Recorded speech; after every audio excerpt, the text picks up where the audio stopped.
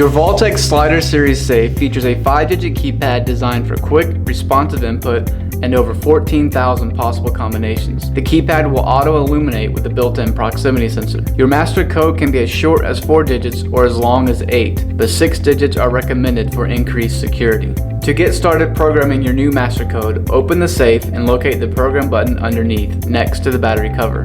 Press and hold the program button until all keys 1 through 5 light up red. Enter your new code and immediately press and hold the program button again until all keys 1 through 5 light up red.